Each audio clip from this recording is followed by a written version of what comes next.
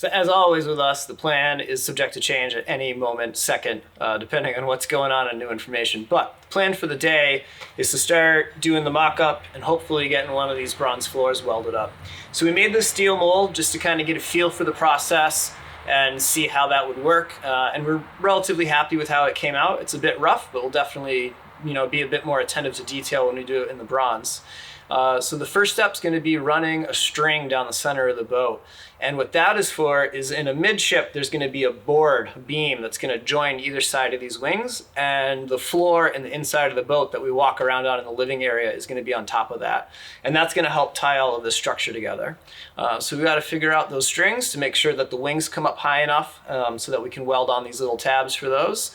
And we got to figure out exactly where the limber holes are going to go. Once we get that sorted, we'll cut out some patterns out of some cardboard and then start cutting them out of bronze. And once we have all those figured out, do a little more practice welding and try to weld up one of the bronze floors.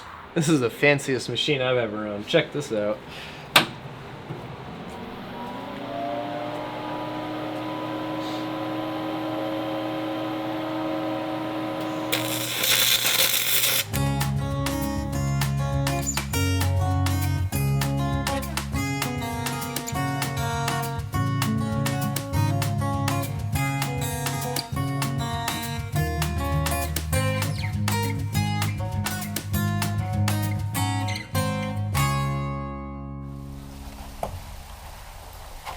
So the director Alex here has instructed me to lay in the bilge so I can show you this and my face at the same time. Anyways, so what we're doing now is running a string fore and aft down the boat so that we can make sure the wings come up high enough. So previously I'd marked it out, and down here is a mark for the bottom of the floor beam, and then the top of the floor beam and the top of the saloon floor inside of the boat. And what we want to make sure is that the wings come up high enough that when we go to put in these floor beams, that we can put some, weld some tabs onto the side of the wings so that we can bolt them in and have those floor beams be really solid and also be structural and help add some extra support to these bronze floors. So we're just gonna run that string down and back real quick, and then we can start making some patterns.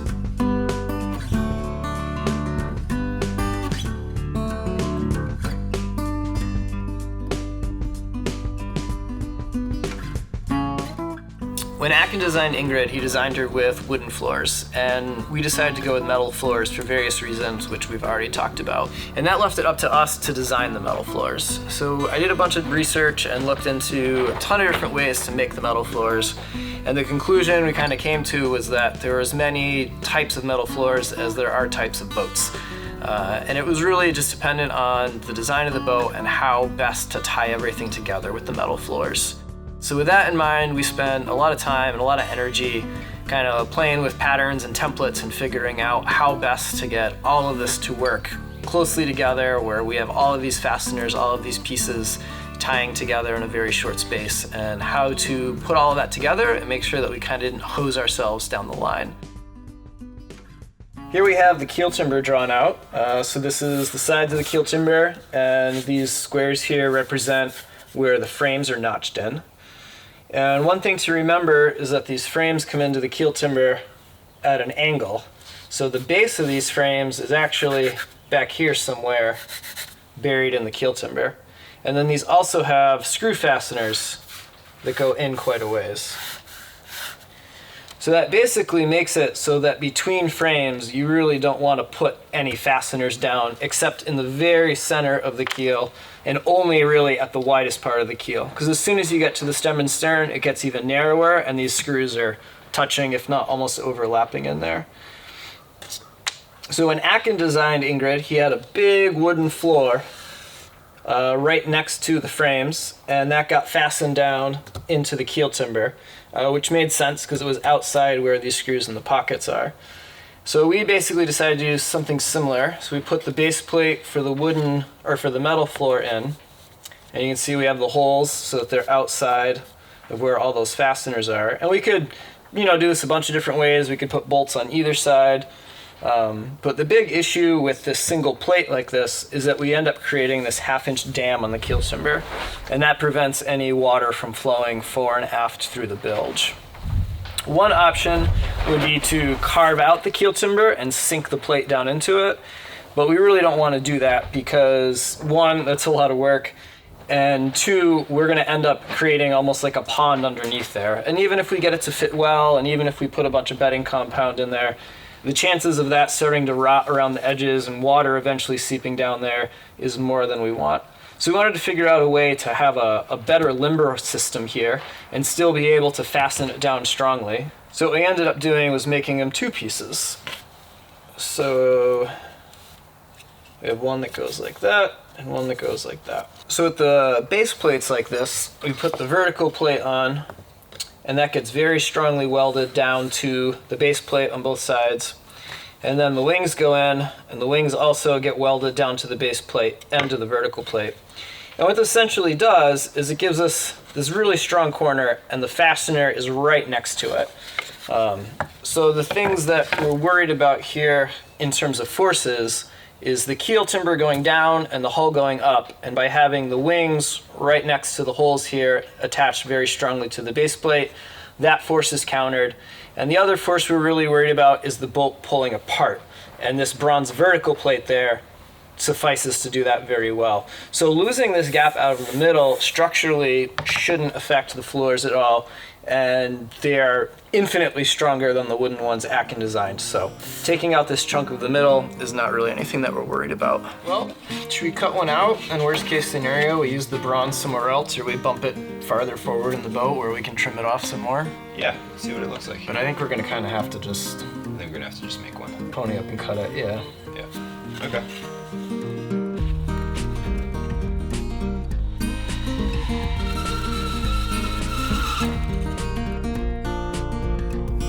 All right, it's $200 worth of bronze.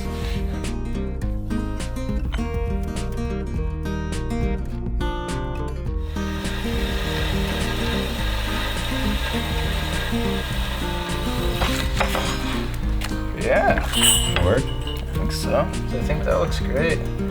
Okay, now we need to bend the wings. All right, so we have a wing and we have a pattern.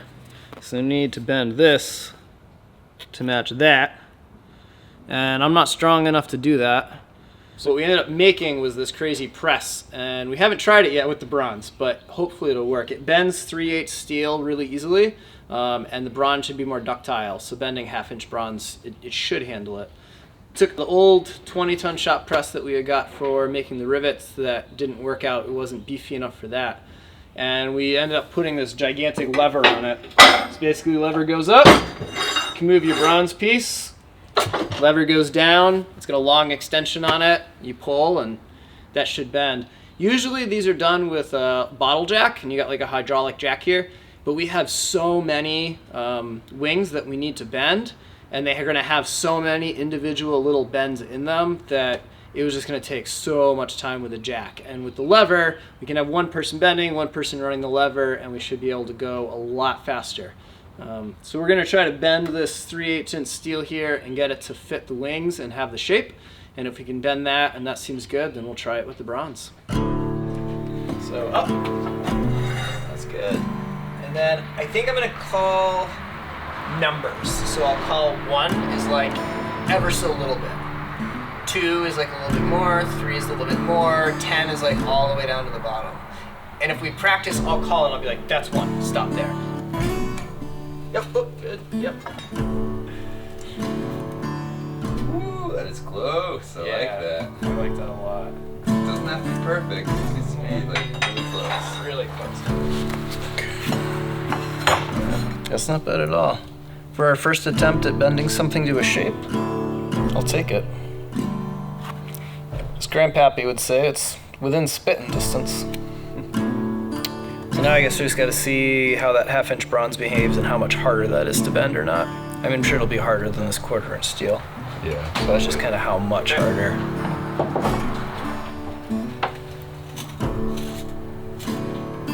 Yep, you're bending it.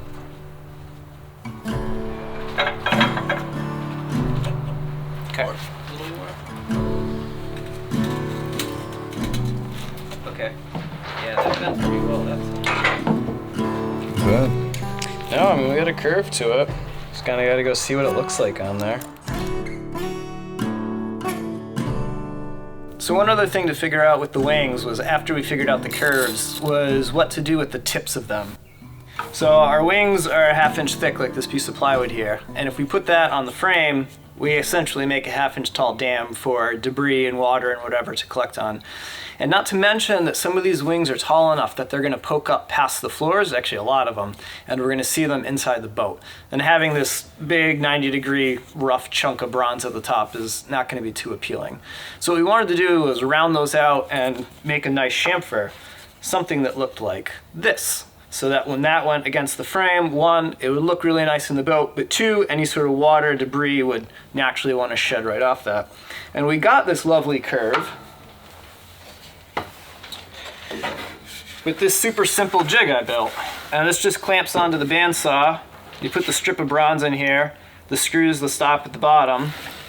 You just set it like that, give it a spin, and with the bandsaw set at a 45 and a narrow blade on it, gives us this really beautiful curve. And we tried it with the bronze, and the bandsaw cuts the bronze pretty well, but the bandsaw did not like making that curve, especially on the 45. So we tried a few times and we couldn't get it to work. So what we ended up doing was just taking the bronze and cutting it just straight across at a 45, and then nipping the corners at the 45, and taking it over to the big stationary sander and just sanding the corners off and rounding it out. And that gave us a pretty nice tip. It's not as nice and smooth as this is, but it'll look good and it'll do its purpose, so we'll be happy with that. We need to make sure that we weld everything in the correct position. So before we even cut anything out, we played with these patterns, and the wings and the floors are going to go on top of the frames, and the wings are just a little bit narrower than the frames because we don't want them overhanging them. So the wings are going to go in kind of like that on top of the frames. They're going to get welded down to the base plate. And then the temptation is to put the vertical plate right in the middle.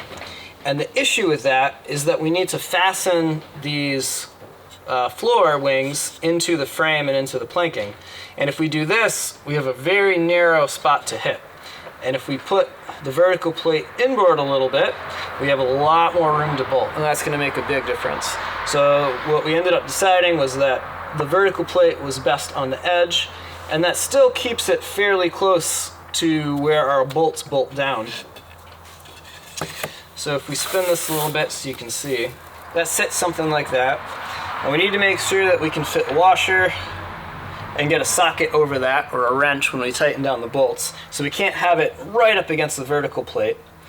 And this does give us a little bit of a fulcrum here on each floor, since the wings are attached this way. So we do have this fulcrum point here, but in reality it's not really much of an issue, because I haven't crunched the numbers or looked at it, but judging by the force that we're putting on that press, especially when it's a narrow gap and we're trying to get that initial bend, I guarantee we're putting well over 1,000 pounds of force to get that bronze to bend.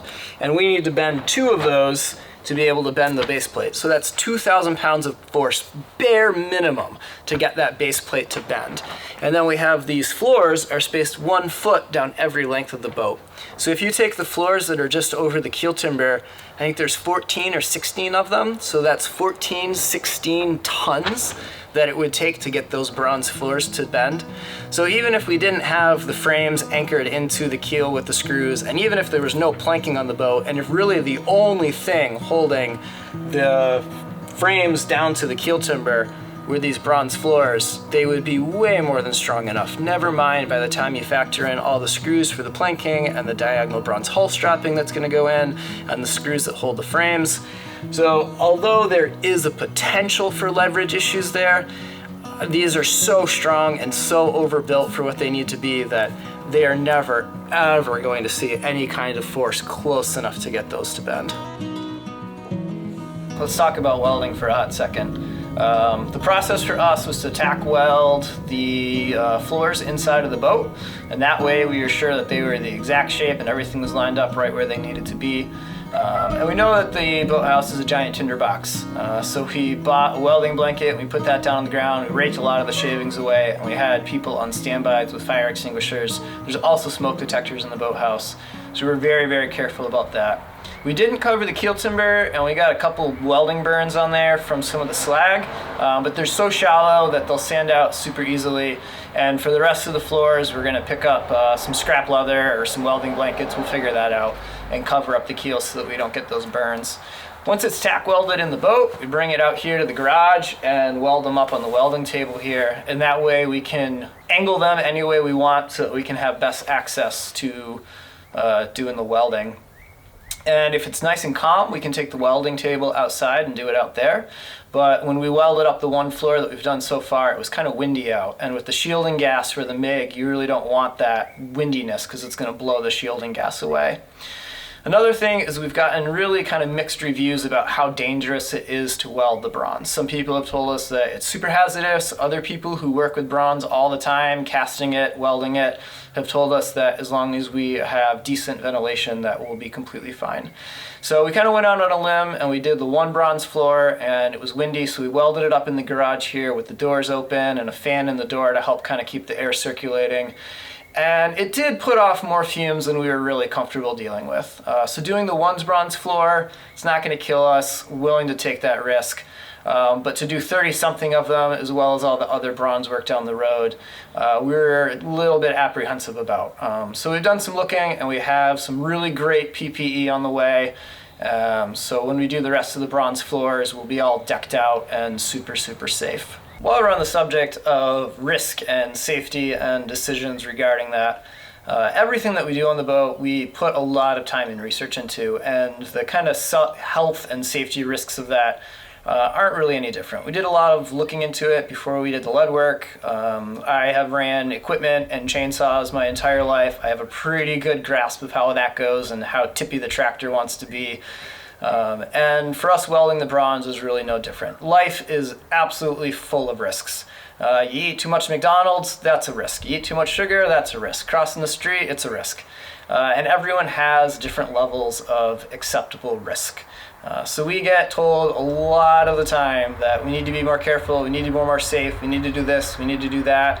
And the reality is, we don't really need to do any of it. Maybe we should, maybe we'll live longer if we do, but ultimately that decision is up to us. So absolutely, sometimes we take some risks, and other times it seems like we're taking less. So on that note, thank you very much for caring. We really, really appreciate how many people want us to be healthy and live a good long life. But you guys can relax a little bit. We will take care of it. We are working on it.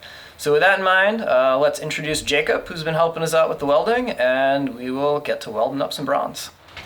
And just really nice and solid. My name is Jacob, I'm from Germany, and I shot this guy as a male because I thought this project is interesting and I'm watching it for a while now. I have metal experience, so I asked them if they need my help. They answered, they invited me, so here I am, and it's an honor to help them, to support this great project and be part of it. And it saw it much smoother. Jacob helped a lot with getting the last few details taken care of. We needed to cut and shape the chamfer on the end of the other wing.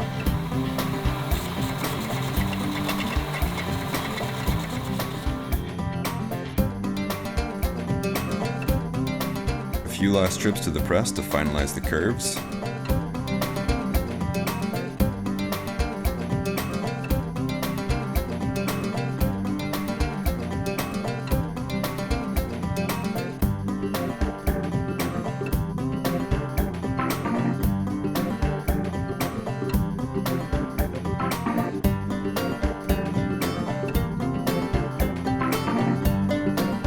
And once we had those right, it was time to cut the vertical plate.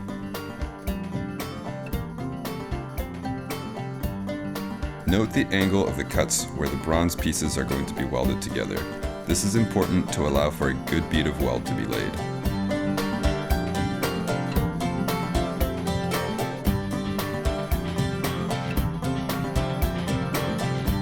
We marked and drilled the fastener holes in the two base plates.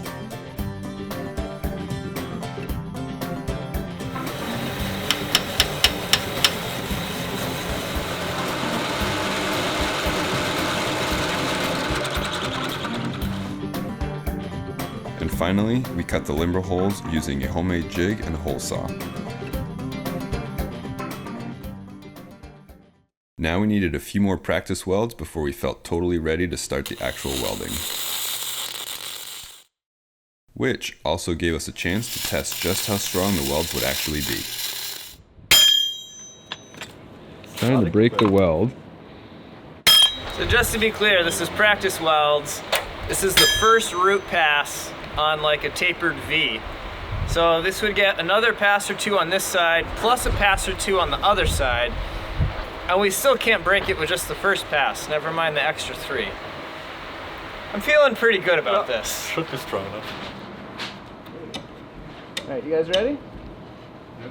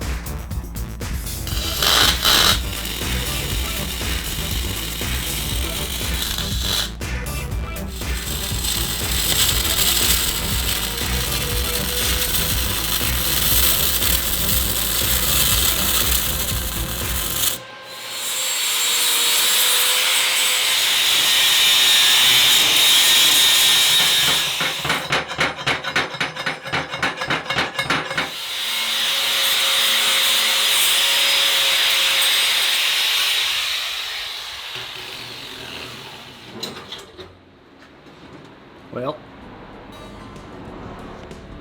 I know many of you could have done better at this, but I think this will be stronger than the wooden ones Ack and grew. And I think they will be plenty strong enough.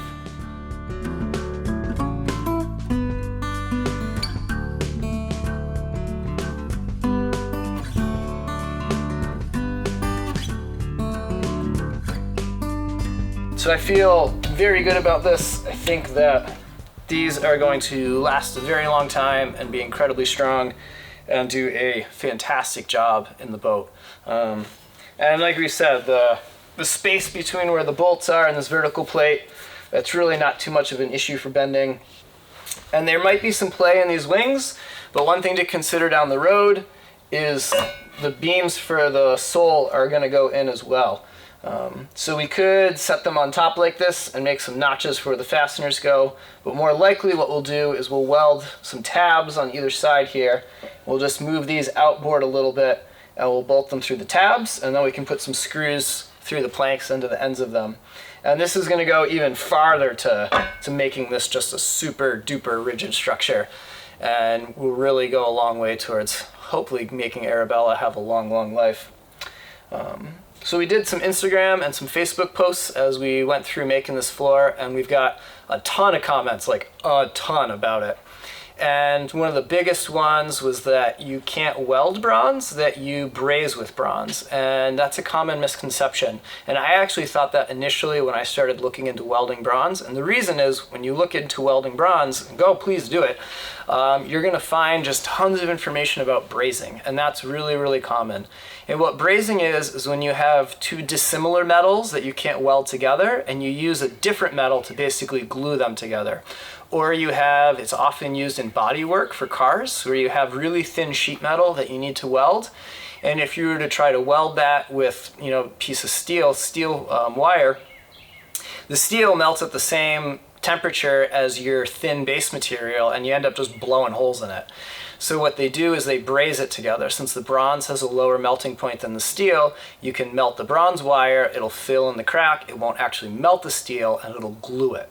So that's really, really common. And you can braze bronze to bronze, that'll definitely work.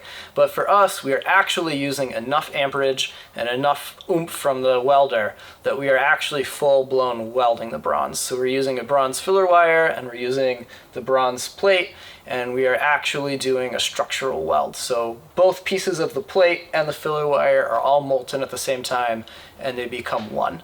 And you can see where we've ground the welds that you can barely tell where one begins and the other ends. And most of that's just due to the color variation from the heat. This project is putting it out to the world, and a lot of times the world gives back, and we are super thankful for that. So when we bought the Lincoln welder, one of the guys who works for Lincoln's been following us for a while, saw that we had decided to go with a Lincoln welder and sent us an email and said that if we had any questions or concerns or needed anything to please let him know, and that they would be super happy to help us out and guide us in any way that we needed, which was super awesome of Lincoln Electric, and we really appreciated Brian reaching out. And when we welded the first floor and we saw really how much fumes were coming off it, and it was definitely more than we were comfortable with for the amount of bronze welding that we have to do, we sent an email to Brian and asked him what Lincoln Electric would kind of recommend, and did he have any ideas of some good options for PPE for welding the bronze. And what we were really looking for was to get a air pressured welding helmet. I mean, that would honestly be ideal. So there's a battery pack that goes on your back with a pump and an air filter, and it filters the air and pumps it into your helmet, and it flows down over your face. And there's a shield that kind of goes around your neck, and basically it just makes a little extra air pressure in where your helmet is of clean air, and then none of the contaminated air from welding can get in there because it's just this constant outflow of good air. And a helmet like that would be very useful for us welding the bronze, for grinding the bronze, for stripping the paint off Victoria down the road. And our only real hiccup with that is they are not cheap, and we just broke the bank on buying the welder and buying the bronze. So when we emailed Brian, we were hoping for maybe access to a used one that he knew about, or something that we could kind of jerry-rig on our own that would do the same deal. And Brian said, nope, let me see what we got. I'll get back to you in a day or two. And Lincoln Electric emailed yesterday and said they were going to send us one of those air helmets as well as a couple other goodies on the house. So huge thank you to Lincoln Electric. You're saving us a bunch of money, not to mention maybe our health a little bit. And that is on its way. So while we're waiting for that PPE to show up, we're going to hit the pause on the bronze, and we got a good stretch of weather here, so we're going to dive into Victoria and hopefully get her finished taken apart, and then the PPE will show up and we can just get cranking on these bronze floors in a much safer manner. And if you saw the short clip that we put out last week, you know that we brought on a full-time video editor, and this video is Ben's first video. So we really hope that you like it. Please let us know in the comments below what your feedback is. We're sure that it's a little bit different than what we normally put out, but Ben's doing his best to match our style and follow our lead. And like we said in that little video, that this is it's a big step for us, and Ben's taking a little bit of a pay cut, and we are tightening up the belt a little bit to make all of this happen.